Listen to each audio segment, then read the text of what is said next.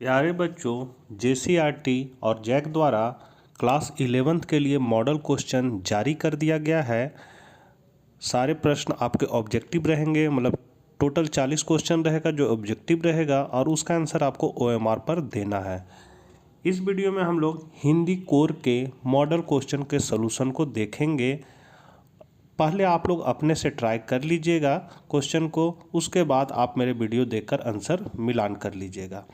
तो देर न करते हुए आपसे रिक्वेस्ट है, यदि चैनल पर पहली बार है तो ज़रूर सब्सक्राइब कर ले और हिंदी कोर के बच्चों तक यह वीडियो ज़रूर शेयर करें। तो चलिए हम लोग आज कुछ नया सीखते हैं।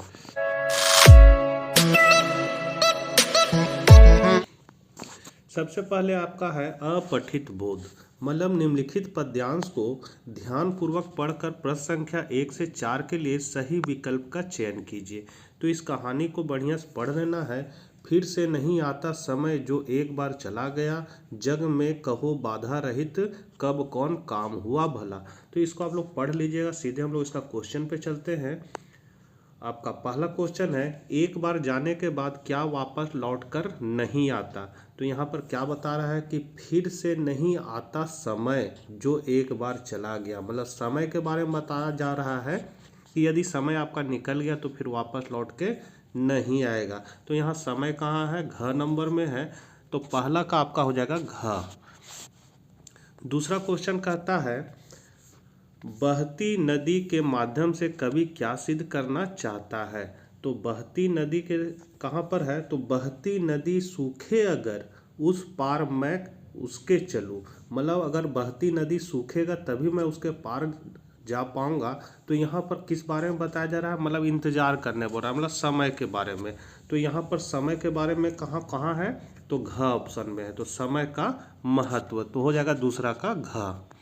तीसरा नंबर क्वेश्चन है, जीवन में किस प्रकार के लोग प्रगति करते हैं। तो यहाँ पर आप देख सकते हैं, यहाँ लिखा हुआ है, मन में लिए आस प्रबल दृढ़, जो वही बढ़ पाएगा, उसको मिलेगा तेज बल अनुकूलता सब ओर से। तो यहाँ पर जो है आपका मन में लिए आस प्रबल, आस प्रबल मतलब होता है कि आशा लेना और उस काम को करना ताकि वो आसानी से मेरा हो जाए। अगर मन में वैसा रहेगा कि काम होगा तभी हम उसको कर पाते हैं। तो ये आपका कहाँ पर है, आशा के बारे में लिखा हुआ। तो हम लोग ख ऑप्शन में देखते हैं, आशा का प्रबल भाव रखने वाले। तो आपका तीसरा का हो जाएगा ख नंबर। फिर है, दृढ़ निश्चयी वीर को क्या लाभ प्राप्त होते हैं। तो यहाँ आप देख सकते हैं, उसको मिलेगा तेज बल अनुकूलता सब ओर से, कर्मयोगी वीर अनुपर साहसी सुख पाएगा। मतलब यहाँ पर है कि सभी प्रकार के सुखों का उपयोग करता है। कौन करता है, तो सफलता प्राप्त करता है, सभी प्रकार के सुखों का उपयोग भी करता है, जीवन में निरंतर आगे भी बढ़ता है। तो यहाँ पर आपका उपरोक्त सभी हो जाएगा घ आंसर। उसके बाद है, निम्नलिखित गद्यांश को पढ़कर प्रश्न संख्या 8 के लिए सही विकल्प का चयन करें। तो साहित्य का आधार जीवन है, इसी नींव पर साहित्य की दीवार खड़ी है। तो यहाँ पर 5वां नंबर जो क्वेश्चन है आपका, जीवन साहित्य की दीवार किसकी नींव पर खड़ी होती है। तो यहाँ पर आप देख सकते हैं, लिखा है साहित्य का आधार जीवन है, इसी नींव पर साहित्य की दीवार खड़ी, इसी के नींव पर, जीवन की नींव पर साहित्य खड़ी है। तो यहाँ पर आपका 5वां का हो जाएगा ख नंबर, जीवन। छठा है, जीवन अगम्य है क्योंकि वह परमात्मा की सृष्टि है।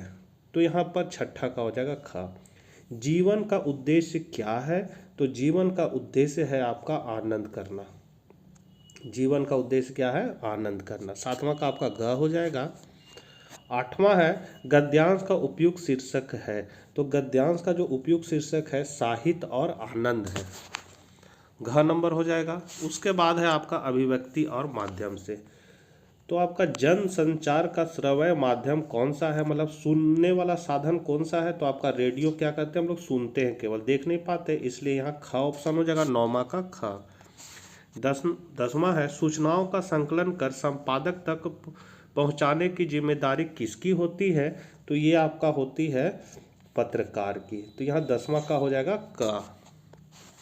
11 है, साहित्यिक अभिव्यक्ति में रचनात्मक लेखन का माध्यम है। तो इसका माध्यम क्या होता है, भाषा। तो तो 11 का हो जाएगा क। नाटक विद्या है, तो नाटक किसकी विद्या है? तो नाटक में हम लोग क्या करते हैं, देखते भी हैं और सुनते भी हैं, दोनों है, तो ग आंसर होगा दृश्य श्रव्य। आमतौर पर कार्यालयी पत्र को क्या कहते हैं? तो हम लोग उसको कहते हैं औपचारिक पत्र, तो 13 का हो जाएगा क। 14 है, वर्तमान समय में जनता तक पहुंचने वाले समाचार कहाँ से प्राप्त होते हैं? तो वे प्राप्त होते हैं आपका इनमें से सभी, मतलब समाचार समितियों द्वारा, इंटरनेट द्वारा और प्रेस विज्ञप्तियों द्वारा। तो इसका घ आंसर हो जाएगा इन सभी के द्वारा। फीचर लेखन में कितने आयाम होते हैं? तो फीचर लेखन में आपके कितने आयाम होते हैं? तो 3 आयाम होते हैं। 15 का हो जाएगा ख। नोटिस का हिंदी रूप है, तो नोटिस का आपका हिंदी रूप होता है सूचना। पत्राचार किसकी अभिव्यक्ति का सरल तरीका है? तो ये आपका सरल तरीका है वैष्णव का, विचारों का, संकेतों का, तीनों का है, इसलिए इसका घ हो जाएगा इनमें से सभी का, इनमें इन सभी का। 18 है, वह हिंदी जिसका प्रयोग दैनिक व्यवहार, वाणिज्य, पत्राचार, प्रशासन, व्यापार, चिकित्सा, योग, संगीत, विज्ञान, प्रौद्योगिकी आदि क्षेत्रों में होता है उसे कहते हैं। तो उसे हम लोग कहते हैं कार्यालयी हिंदी। ग नंबर हो जाएगा इसका आंसर। उसके बाद आपका पाठ्य पुस्तक से है क्वेश्चन नंबर 19 से 22 का चयन करके सही विकल्प चुनिए।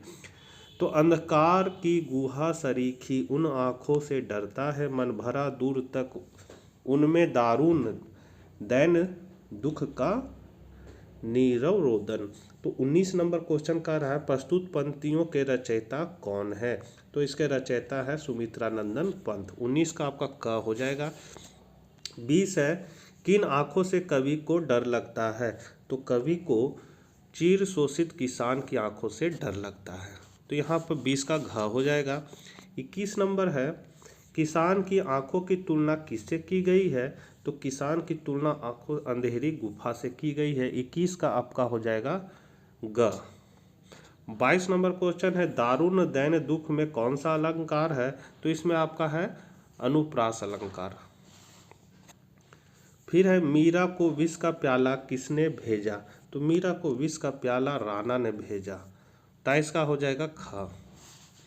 रो पड़े होंगे बराबर पांचवें का नाम लेकर पंक्ति में पांचवा कौन है? तो यहाँ पांचवा है आपका कवि। 24 का आपका हो जाएगा ख, कवि। 25 है, चंपा अपने बालम को कहाँ कभी न जाने हेतु कहती है? तो वो कहती है कलकत्ता नहीं जाने हेतु। 25 का ख हो जाएगा। 26 है, कवित्री निर्मला पुतुल ने क्या बचाने का आह्वान किया है?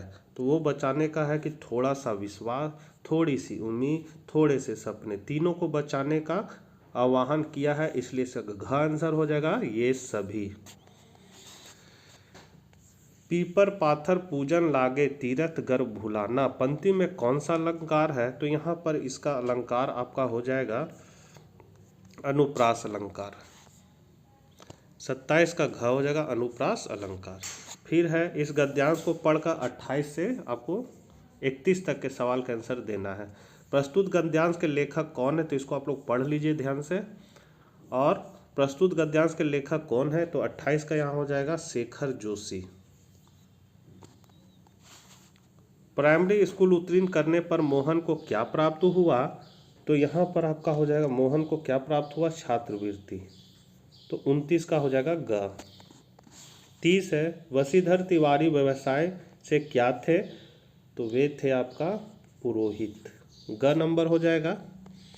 31 है, मोहन के विषय में किसकी भविष्यवाणी सिद्ध हुई? तो मास्टर त्रिलोक सिंह की भविष्यवाणी सिद्ध हुई। 32 है, मियाँ नसरुद्दीन को कौन सा इल्म अपने वालिद उस्ताद से प्राप्त हुआ था? तो वो प्राप्त हुआ था आपका नानबाई। 33 नंबर क्वेश्चन है, नादिर शाह ने दिल्ली में कत्लेआम के समय किसके अनुरोध पर कत्लेआम रोक दिया? तो ये है आपका शाहजहां। मोहन के पैर अनायास किस टोले की ओर मुड़ गए? तो वो मुड़ गए थे शिल्पकार टोला की ओर। 34 का आपका क हो जाएगा। 35 है, किस पाठ में भारतीय शासन तंत्र पर उसकी कमजोरी पर चोट किया जाता है? तो यहाँ होगा भारत माता क। 35 का क हो जाएगा। 36 है, सैयद हैदर राजा के अनुसार चित्रकला क्या है? तो वो है आत्मा का ताप। का ऑप्शन सही है। लता मंगेशकर का प्रसिद्ध चित्रपट गायन सर्वप्रथम किस फिल्म पर था? तो ये था आपका बरसात। 37 का क। 38 है, सीधे बरसात से मिलने वाला पानी क्या कहलाता है? तो पालर पानी कहलाता है। 38 का क। बेबी ने अपने किताब किस भाषा में लिखी थी? तो वो लिखी थी बांग्ला भाषा में। 39 का हो जाएगा ग। और लास्ट क्वेश्चन है, पत्रिका में ऐसा कौन सा नाम लिखा था जिसे देखकर बेबी आश्चर्यचकित हो गई? तो यहाँ पर हो जाएगा आलो अंधारी बेबी। 40 का ख हो जाएगा। तो बच्चों ये थे आपके ऑब्जेक्टिव क्वेश्चन। सबसे पहले आपको अपने से मॉडल क्वेश्चन को सॉल्यूशन कर लेना, उसके बाद इस वीडियो को देखकर मिलान कर लीजिएगा और देखिएगा आप लोगों का कितना सही हुआ, मुझे कमेंट जरूर कीजिएगा। तो मिलते हैं नेक्स्ट वीडियो के साथ, तब तक आज्ञा दीजिए, बाय बाय।